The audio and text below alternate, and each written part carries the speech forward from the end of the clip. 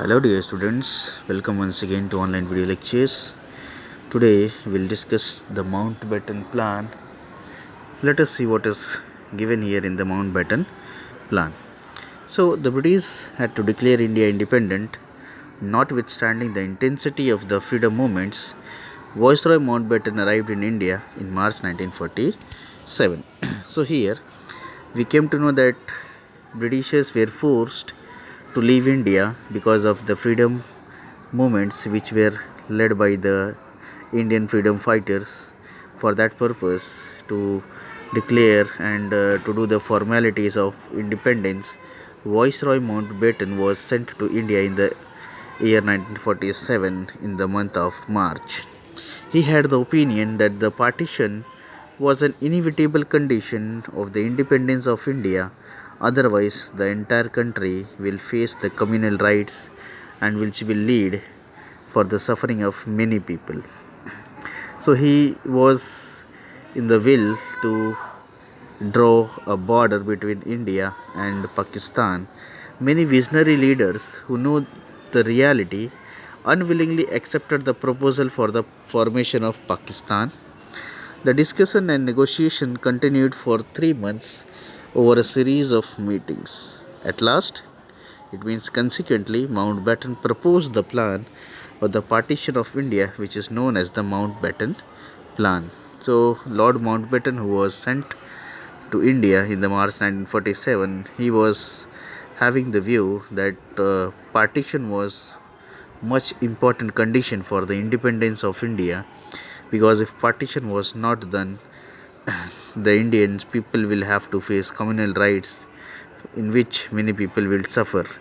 So many Indian leaders were also knowing that this is the fact, this is the truth, and they had to obey, or they had to accept the proposal which was the formation of Pakistan. So nearly discussions and negotiations were continued for 3 months, and at last the plan which was known as Mountbatten Plan was accepted, in which partition of India was implemented.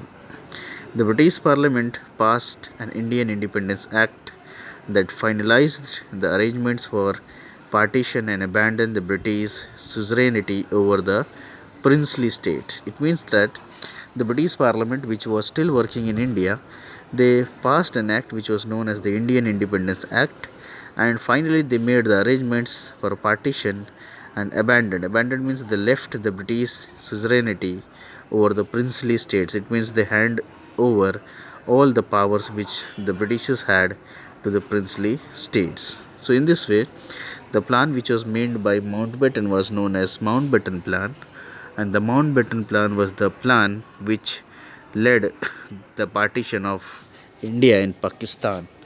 Mountbatten was sent to India in the month of March 1947, and he was in following the partition rule, and he was in the favor of partition of India and Pakistan.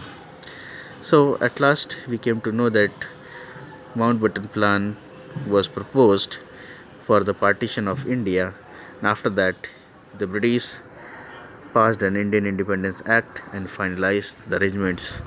And later on, we all know that the border line was drawn between India and Pakistan, and what happened after many peoples across the border crossed the border line and came to India, and some people also went to Pakistan. There was killings everywhere. There were still communal rights, in spite of the words which was given by Mountbatten Plan, that if Indian people are not accepting the partitions, they will have communal rights. After that also Indian people accepted the partition, still they had communal rights, and many people lost their lives and properties. So Britishers were successful in killing the Indian peoples till the last. For the full era in which they ruled our country, they tortured us a lot, and at last also they made a new nation named as Pakistan, which is still a problem for the Indians. So we have to see for some other plan, some very good plan which should be made by the Indian government, so that the problem between India and Pakistan could be solved in a proper way. So that's all for today. We'll meet with a new topic in the next video. Till then, keep learning and stay safe.